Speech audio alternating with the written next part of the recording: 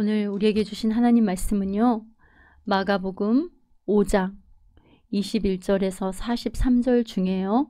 마가복음 5장 27절 말씀 먼저 우리 한 목소리로 함께 합독하겠습니다.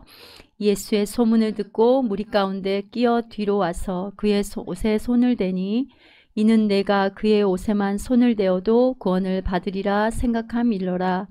이에 그의 혈루 근원이 곧 마름에 병이 나온 줄을 몸에 깨달으니라. 예수께서 이르시되 딸아 내 믿음이 너를 구원하였으니 평안히 가라. 내 병에서 놓여 건강할지어다.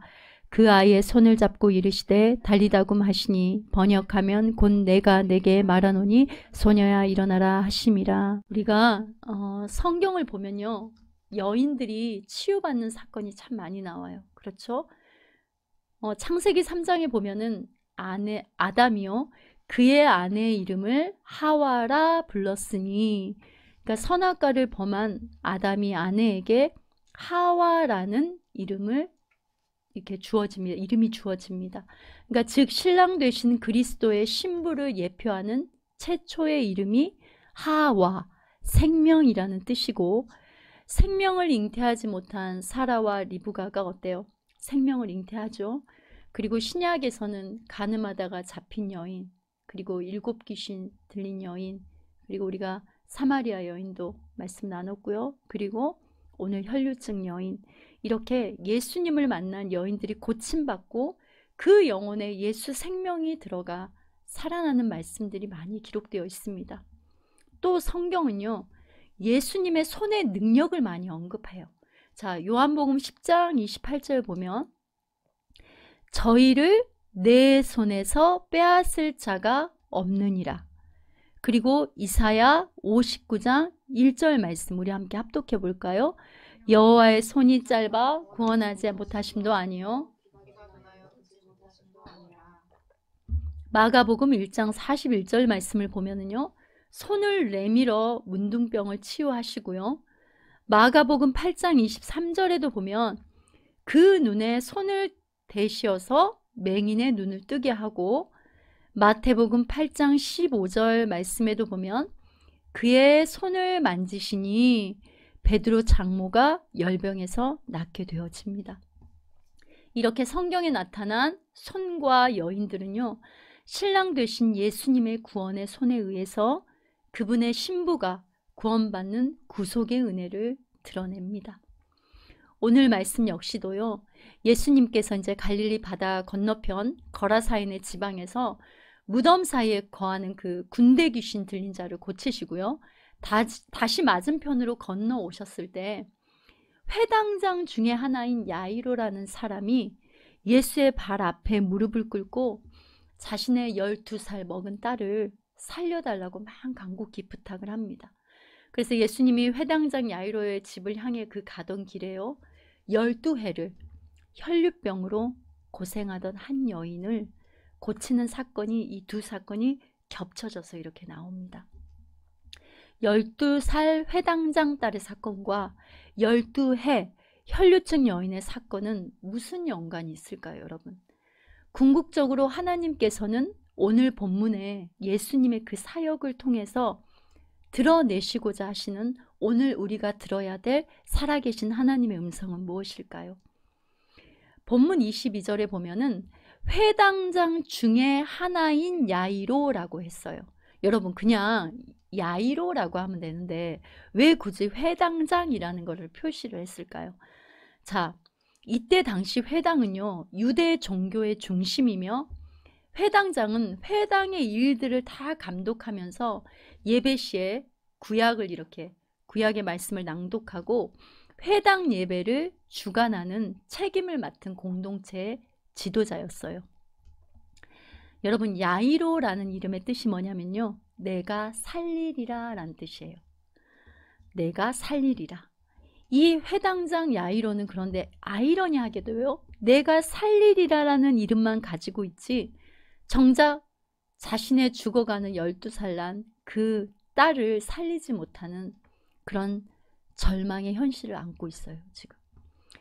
이것은 여러분, 단지 회당장 야이로, 개인의 상태만이 아니라 한마디로요, 유대 종교 지도자들의 지금 절망적인 모습이자 이 당시에 회당의 제도와 그 회당의 예배가 형식일 뿐이지 회당에서 선포하는 유대 율법으로는 절대 생명을 살릴 수 없고 오히려 종교화시켜서 숨통을 끊어놓는, 백성들을 살리는 생명이 없음을 보여주는 것이 바로 회당장 야이로와 그의 딸의 모습인 거예요.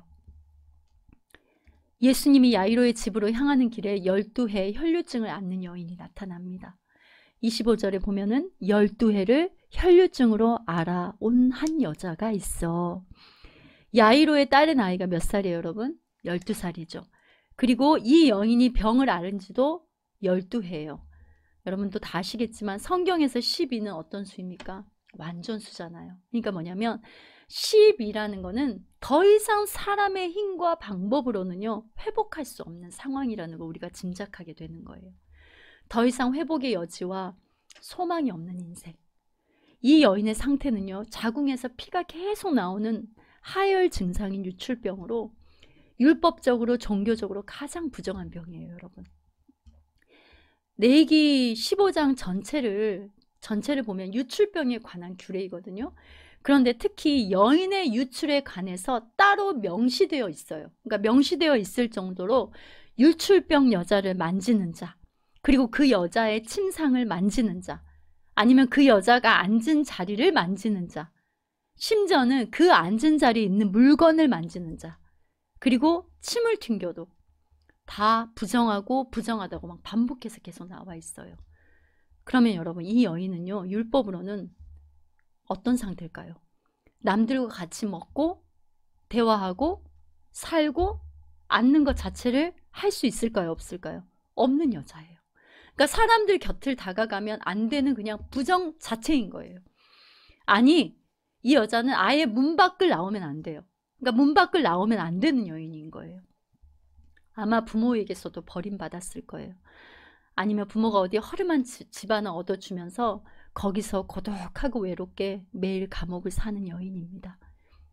부정한 거. 어째 저런 것이 우리 집안에 태어나서 하나님의 저주를 받았다는 둥, 내가 네 때문에 동네 창피해서 못 살겠다는 둥, 온갖 부정적이고 가시로 찌르는 말들을 들으며 살았고, 자신의 얼굴을 누가 주목하여서 이렇게 보거나 자신의 눈과 이렇게 따뜻하게 맞추어준 그 누구도 없던, 지나가는 이들마다 코를 틀어막고 이게 무슨 냄새야, 지나가는 이들마다 옷이라도 닿아서 그 여인에게 옷이라도 닿아서 자기가 부정해질까봐 딱 보이면 멀찍이 돌아가는 외톨이입니다.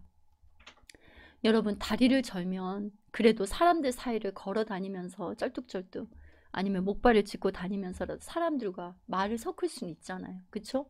그리고 눈이 안 보여도 어때요? 사람들 사이에 가서 이렇게 막 소리라도 듣고 웃기라도 하고 울기라도 하고 대화라도 할 수 있잖아요. 근데 부정한 피를 흘리는 유출증은요, 짐승보다도 못한 거예요. 사람들 사이를 지나다녀서도 안 되고, 이 여인에게는 아마 온 세상이 그냥 이 여인을 가두는 감옥일 거예요. 감옥. 하루 종일 이 여인과 말을 섞어주는 사람 없이 그저 문 앞에서 건강하게 지나가는 사람들 이렇게 모습을 하염없이 바라보는 것밖에 하는 게 없을 거예요.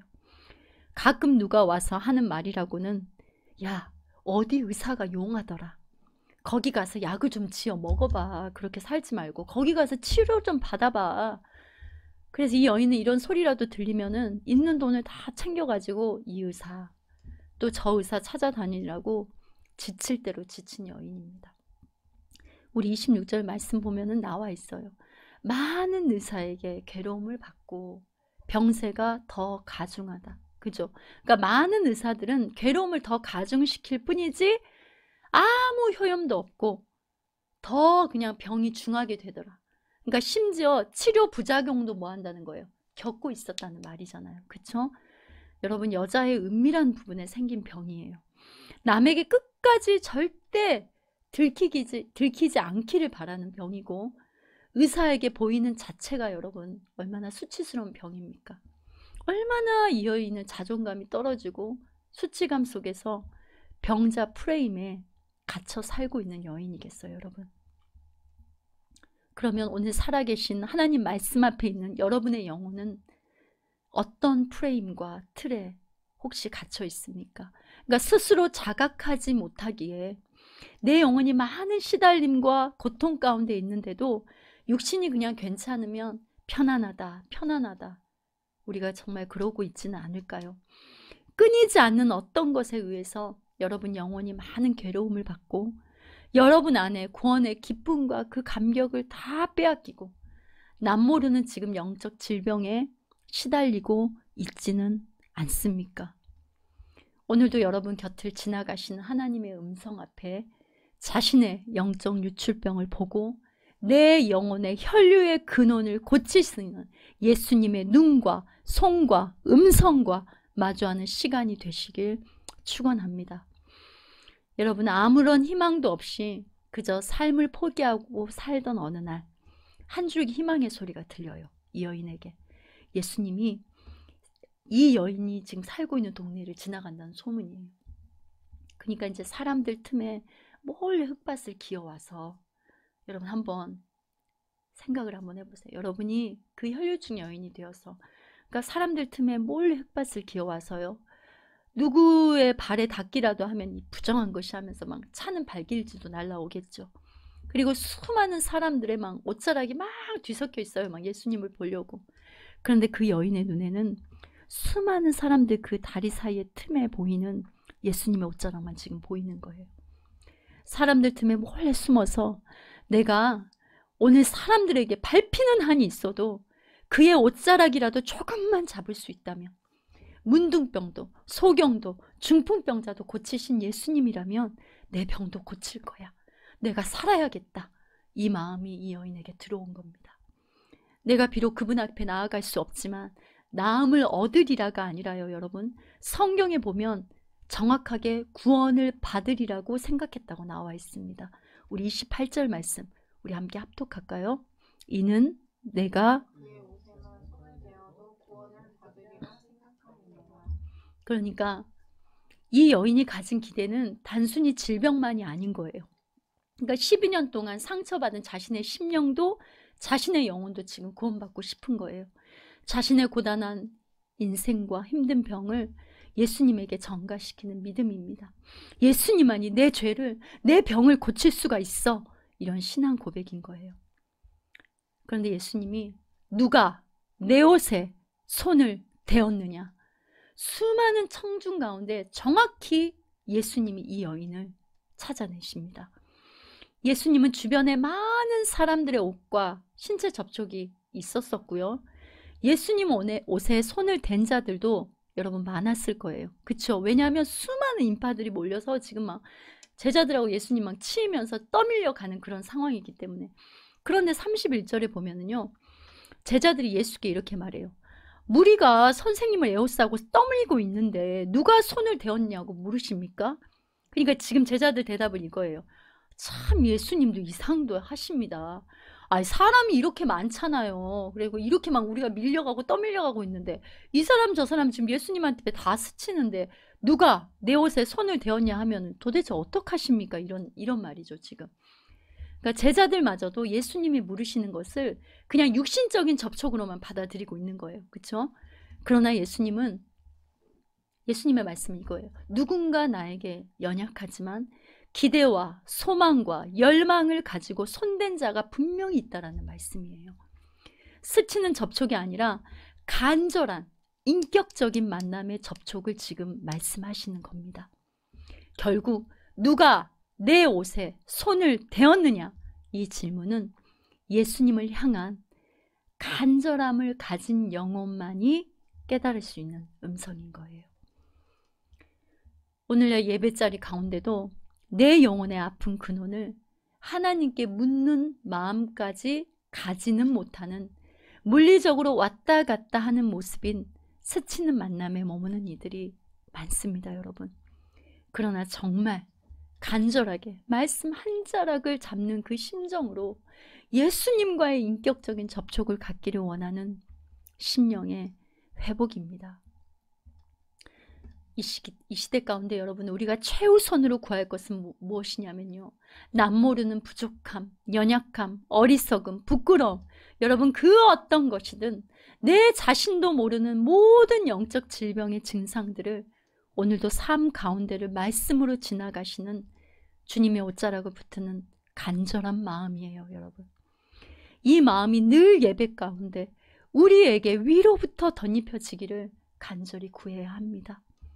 그런 열망과 관계의 간절함을 가지고 인격적 만남을 갖기를 원하는 예배자의 심정이 하나님의 은혜로 다시 회복되기를 소망합니다. 우리 34절 말씀에 보면은 예수님이 이렇게 말해요. 딸아, 내 믿음이 너를 구원하였으니 평안히 가라. 내 병에서 놓여 건강할지어다. 여러분, 이 시대에 가장 부정한 여인을 지금 많은 사람들 중에서요, 주목하여서 예수님은 뭐라고 불러주세요? 딸아, 딸아, 이렇게 불러주십니다. 이 예수님의 음성을 듣는 순간 이 여인에게는요, 주변의 모든 것이 정죄화면이 됐을 거예요. 그리고 지나간 모든 상처에 그 근원이 고쳐지고 모든 수치감이 벗겨지는, 평생 한 번도 들어보지 못한 음성입니다. 누가 도대체 이 혈류증 걸린 여인에게 딸이라고 불러줄 수 있었겠어요? 부모에게서도 아마 이렇게 따뜻하게 딸아 라는 말을 어린 시절 이후로는 들어보지 못했을 거예요. 그토록 듣고 싶었고 그리웠던 단어 딸아, 이 사랑의 음성이 12년이라는 영원히 깨질 것 같지 않던 고통의 시간 동안 이 여인의 가슴에 박힌 커다란 돌덩이를 가루로 만들어 버린 거예요.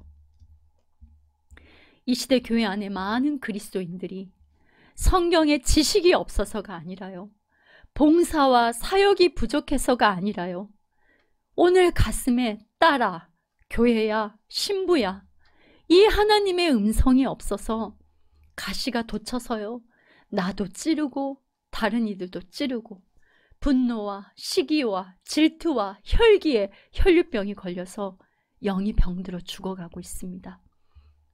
예배 때 살아있는 예배자가 아니라 차디찬 마네킹이 되어가지고 하나님과의 관계 속에 가슴에 뜨거운 물이 흐르지 않습니다. 그냥 벌거벗은 채로 기저귀만 차고 하나님이 아닌 다른 것에 징징거리고 있어요. 세상에 용하다는 온갖 소리를 쫓아가고 세상에 용하다는 사람이라는 주치의를 두느라, 아니면 내가 용한 존재라 말해주는 사람의 인정이라는 목소리에 취해서 믿음 있는 척, 때로는 평안한 척, 자신의 신앙은 이상이 없는 척, 바로 이런 척척이라는 끊이지 않는 혈류병에 부정한 마음들로 어글룩져 있습니다. 여러분, 쉬지 않는 악인, 바로 끊이지 않고 쉼이 없는 입술과 마음의 정죄와 판단의 유출병도 있고요, 끊이지 않는 원망과 저주와 분노의 유출병, 그리고 멈추지 않는 이 의심과 불안과 두려움의 유출병, 참소와 종교의 영, 바리새형에 붙들린 유출병, 끊이지 않는 이 수많은 영적 유출병에 지금 필요한 것은 내가 살아야겠다, 내가 주님을 만나야겠다, 주님의 긍휼의 옷자락이만이라도 만져야겠다, 이 냉랭하고 박제된 가슴이 구원받아야겠다, 바로 여러분 이 마음입니다. 나 같은 부정한 죄인에게 손을 얹고 안수까지도 하나님 바라지 않습니다. 내 죄된 손이라도 들고 그분께 나아갈 수만 있다면, 이 마음을, 이 손을 들지 못하는 이 부정한 죄는 도대체가 어찌합니까? 주님 살려주십시오. 믿음의 주인은 예수님이 아니면 내가 한순간도 숨을 쉴 수가 없습니다. 한순간도 살 수가 없습니다. 이 마음과 이 고백을 지금 오늘 우리는 은혜로 매일매일 받아야 하는 거예요. 여러분, 그 구약의 성막의 모형은요, 예수님과 예수님의 구속의 은혜를 드러내죠. 지금 이 여인이 율법대로라면요, 율법에 정한 그 예물을 바치지 않고요, 성막에 만약에 손이 닿았다, 그리고 성막에 나왔다, 그러면 이 여인은 즉사예요. 즉사. 그런데 참 지성소이시고 참 성막이신 예수님께 이렇게 손이 닿아도 이 여인이 죽지 않게 된 것은요, 예수님이 이 여인의 부정함을 없애는 속죄의 죄물, 그리고 모든 죄를 태우신 번제의 제물로 오셨기 때문이에요. 더 이상 짐승의 제물을 들고요, 인간 제사장에게 가서 희생 제사를 드리지 않아도 되고요, 더 이상 인간 제사장에게 가서 나음을 확인받지 않아도 되는 거예요. 그러니까 지금 예수님이 딸아, 내 믿음이 너를 구원하였다. 내 병에서 놓여 건강할지어다. 이 여인을 정죄하던 수많은 이들 앞에서 이 여인을 부정하다고 정죄한 자들아, 이 여인은 내 딸이야, 내 소유야, 내 선택이야, 내 신부다. 이 여인은 이제 질병에서 나음받고 깨끗하게 되었다. 이 여인은 이제 더 이상 부정한 여인이 아니다. 참 대제사장으로 오늘 오신 예수님이 정결함을 선포해 버린 겁니다. 옷자락만 여러분 내어주신 것이 아니라 몸을 마치 천 조각처럼 찢으셔서 하나님과 우리 사이에 화평이 되신 분이 바로 예수님이세요. 우리 에베소서 2장 14절 말씀 우리 함께 합독합니다. 그는 우리의 화평이신지라 돌로 하나를 만드사 원수된 곳 중간에 막힌 담을 자기 육체로 허시고 둘로 하나를 만드사. 예수님의 옷자락에서 나온 사랑과 그 보혈의 능력이 우리의 멈추지 않는 죄의 피를 말려서 주님의 교회로, 신부로 이 자리에 있게 해주신 것입니다. 아멘이세요, 여러분.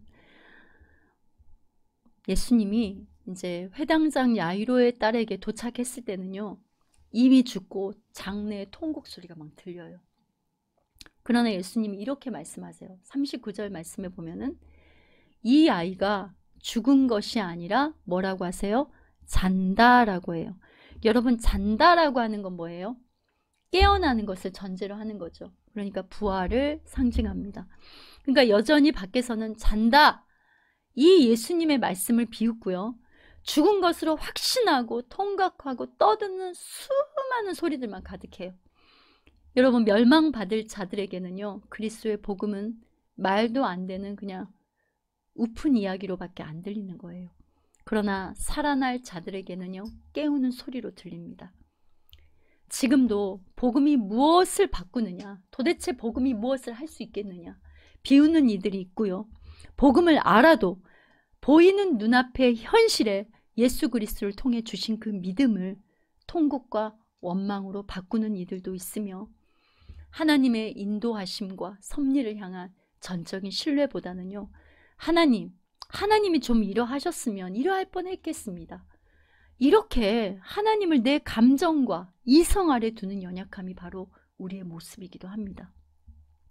진작 죽기 전에 좀 와서 손을 얹고 살려내셔야지, 이 손을 얹어야 된다라는 이 프레임에 갇혀 있어요. 즉, 병을 고치는 방법도요, 내 영혼을 다루는 방법도요, 하나님은 이러하실 거야, 이러해야 돼. 그러니까 조그만한 바늘이 들어갈 틈도 없이 자신이 아는 하나님이 정답이라는 프레임에 갇혀서 교만의 유출병에 걸려 오늘도 살아계신 하나님의 말씀을 못 듣는 소경이 됩니다. 나에게 이렇게 하나님이라면 나타나 주어야 돼. 내 감정을 이렇게 만져 주어야 돼. 내게 이러한 응답을 주셔야 되고, 내가 원수 같은 저 누구누구 앞에 나를 어떠어떠한 모습으로 세워주셔야 돼. 때로는 나를 대신해서 원수도 갚아주어야지. 그래야 하나님이지. 우리 모두가 이런 부분들이 없다고 한다면 그건 거짓말일 거예요. 내가 생각하는 결과가 아니면, 하나님 지금 와서 뭘 하겠다고 도대체 그러세요? 하나님 뒷북 치지 마세요. 그냥 하나님 때문에 나 믿음 다 떨어졌어요. 그냥 관두세요. 관둬. 됐습니다. 이렇게 하나님을 비웃고 있어요. 누가요? 예수를 믿는다고 하는 바로 우리들이요. 41절 말씀에 보면은 누구의 손을 잡고라고 나와요? 이번에는 예수님이 그 아이의 손을 잡습니다. 아까 손은 하나님의 권능이라고 그랬죠. 그러니까 회당장 야이로의 딸, 즉 죽어가는 이스라엘 그 공동체예요. 하나님의 권능의 손이 닿은 거예요. 그러니까 그래요, 여러분. 주님이 손대면은요, 그때부터 영혼은 살아납니다. 주님이 손대기 시작하면요, 그때부터 복음이 깨달아지는 거고요.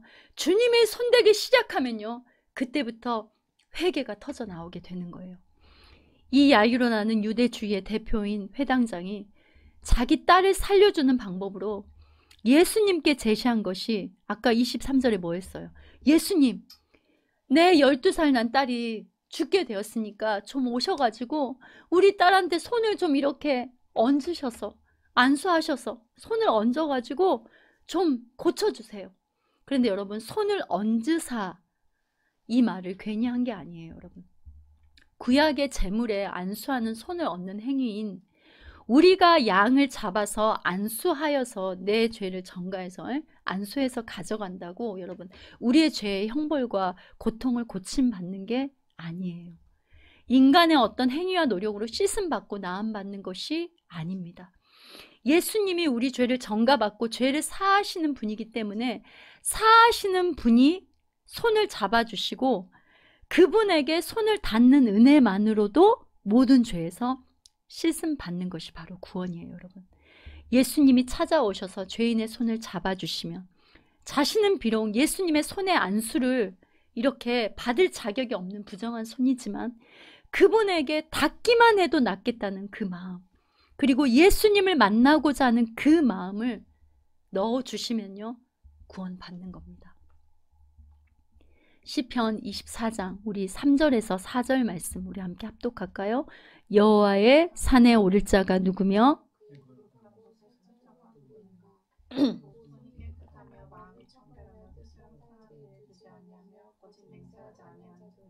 여러분 보세요.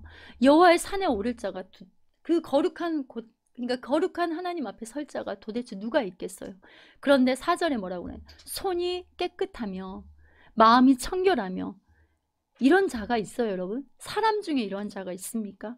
결국은 예수님의 손밖에 깨끗한 손이 없는 거예요. 그 피 묻은 손이지만 예수님의 손밖에 깨끗한 손이 아닌 거예요. 왜냐하면 이사야 59장 3절에 보세요. 너희 손이 피에, 그리고 너희 손가락이 죄악에 더러워졌으며, 우리 모두는요, 피를 묻힌 손이고 선악과를 따먹은 피를 묻힌 손이고 죄악에 더러워진 손이에요. 악독을 내고 거짓을 말하고. 구원의 힘의 근원은 내 힘으로 붙잡는 것이 아니라요, 하나님이 붙잡아 주심이 구원이며, 더러운 피 묻은 우리의 손이 죄인들을 향한 사랑과 희생으로 얼룩진 깨끗한 손으로 말미암아 그 손을 잡고 본향의 집에 입성하게 되는 것이 바로 여러분 구원입니다.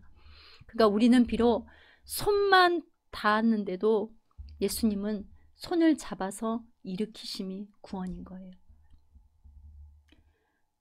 성도 여러분, 지금 야이로의 딸의 병을 고치는지 보자, 이런 심보로 얼마나 많은 이들이 지금 구경꾼으로 예수님의 옷자락에 부딪혔을까요? 그렇죠? 예수님의 품에 닿아도 아무런 감격도 없는 구경꾼처럼 예수님이 하는 기적 자체만 신기하게 관찰하고자 하는 이들, 그죠? 죄에서 다시 깨우고 일으키는 하나님을 모르기 때문에 인간적인 정으로 슬퍼하다가도 예수의 말씀 앞에 비웃는 자들, 그러나 도저히 닿을 수 없는 부정한 죄인임을 알고 하나님 앞에 마지막을 드리는 심정으로 예수님의 옷자락을 사모하는 그 한 여인, 수많은 사람들의 발길질과 그들의 옷자락에 너풀거림에 온 얼굴을 맞고 몸을 맞아도 엎드려 기어서라도 그분의 옷자락만이라도 안수하여 주심까지도 바라지 않아도 그냥 닿기만이라도 한다면 이렇게 마지막 구원의 소망의 호흡을 마음으로 뱉어내던 이 한 여인, 눈에 보이는 주님의 기적만을 보려는 밀침이 있는 수많은 길목에 있는 인파가 아니라 예수님의 구원의 온기를 느낀 유일한 여인과 유일한 소녀, 열등감과 무기력과 낙담이란 삶의 끝자락을 살던 이 여인의 고통의 피가 예수님의 보혈에 닿는 은혜를 받은 겁니다. 이미 죽음이라고 선고당한 이 12살 난 소녀에게 생명의 손이 닿은 겁니다. 그 여인의 손이 예수의 옷자락에 닿은 게 아니라 그 옷자락의 긍휼하심과 풍성하심이 그 여인이 가는 고통의 길목 가운데 오시고 지나시며 다 주신 거예요. 그러니까 그 여인이 닿은 게 아니라 예수님이 그 고통 가운데 지나가시며 다 주신 겁니다. 이게 바로 구원이에요, 여러분. 죄의 고통 가운데 죽어있는 그분의 신부를 그 깊은 죄와 사망의 잠에서 일으켜 세운 것은 예수님의 생명의 손밖에 없음을 보여주시기 위해서 지금 야이로의 딸을 향해 가는 길목에 혈류증 여인을 고치는 병 고침의 사건이 바로 이렇게 연결이 되는 겁니다. 달리다굼, 소녀야 일어나라. 이 말은요, 그 당시 아침에 조용히 아이를 깨울 때 엄마들이 흔히 사용하는 일상의 언어예요, 여러분. 그러니까 애들 아침에 이렇게 자고 있을 때 달리다굼, 달리다굼. 엄마들이 사용하는 일상의 언어거든요. 그러나 여러분 주목할 부분은 내가 내게 말하노니라는 부분이에요. 그러니까 말씀하시는 주체가 예수님이고요. 예수님의 권능이 말씀이 되어서 선포될 때요. 일상의 그 언어가 무슨 언어가 되어버려요? 살리는 음성이 되어버리잖아요. 그렇죠? 성도 여러분, 혈증 여인의 인생과 같았던 우리가요. 죄와 사망의 근원적인 치유와 자유함의 은혜를 받았습니다. 하나님과 인격적인 접촉을 갖기를 원하는 참 예배자의 심정으로 우리를 회복시키는 성령 하나님의 임재 여러분, 그러게 우린 생명을 걸어야 되는 거예요. 또한 내가 살리리라라는 뜻의 이름은 가지고 있으나 살리는 능력이 없는 회당장 야이로와 그의 딸과 같은 우리 삶의 모든 정황들 그리고 우리의 한계를 하나님 앞에 겸손히 인정하고 하나님의 영역으로 내어드리는 믿음을 달라고 간구를 해야 합니다. 주님의 음성을 듣지 못하는 이 시대의 영혼들에게 여러분에게 이미 임재하신 음성 달리다굼 이라는 우리가 던지는 그 일상의 언어들에 성령의 권능이 함께 하시어 예수 생명으로 가득한 말씀으로 그들에게 들려지는 은혜를 주실 하나님 자체를 우리가 사모해야 합니다. 달리다굼, 달리다굼. 남모를 혈류증을 하나님 앞에 흘리고 있는 이 나라는 혈류증 여인에게 딸아 일어나라. 신부야, 교회야, 성도야 일어나라 하십니다. 여러분, 인간의 옷만 붙드는 그 자리에서요, 인간의 손만 잡는 그 자리에서 일어나라 하시는 거예요. 여러분, 모두가 부정하다고 포기한 12의 혈류증으로 고통받는 여인, 모두가 죽었다고 절망하고 애통했던 12살 소녀, 구원의 손을 잡아 끌어올리신 분이 바로 신랑 되신 예수님입니다. 그리고 바로 이 예수님이 여러분과 저를 구원한 오늘도 살아계신 임마누엘 하나님, 우리 구원의 주인이신 하나님입니다. 그래서 늘 저도 이번 주 설교 준비를 하다가 본문을 이거 항상 읽었었잖아요. 그런데 토요일날 새벽에 딸아 이 부분을 읽고 이제 이렇게 설교를 치고 있는데 갑자기 거기서 막 쏟아져 버린 거예요. 막 눈물이 막 터지더라고요. 딸아, 아 하나님이 나를 딸이라고 불러주시고 신부라고 불러주시고 교회라고 불러주시구나. 세상에 어느 누구가 정말 이 전능의 손으로 나를 일으키시고 딸이라고 불러줄 수 있을까. 그래서 오늘도 내가 살아갈 수 있구나. 이 은혜가 가슴을 밀고 들어올 때 참 벅차고 감사하고 그랬습니다.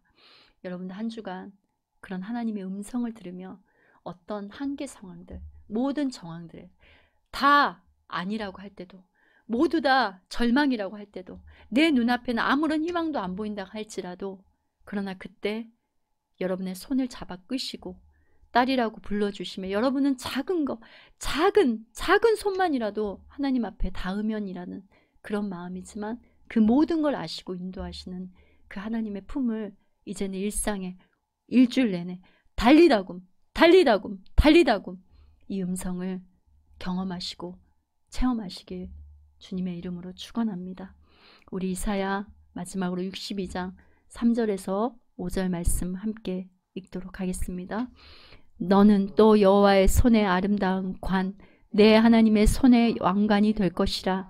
다시는 너를 버림받은 자라 부르지 아니하며 다시는 내 땅을 황무지라 부르지 아니하고 오직 너를 헵시바라 하며 내 땅을 뿔라라 하리니 이는 여호와께서 너를 기뻐하실 것이며 내 땅이 결혼한 것처럼 될 것임이라. 마치 청년이 처녀와 결혼함 같이 내 아들들이 너를 취하겠고 신랑이 신부를 기뻐함 같이 내 하나님이 너를 기뻐하시리라. 아멘. 여호와의 손에 아름다운 관, 그리고 하나님의 손에 왕관이 바로 여러분이라고 합니다.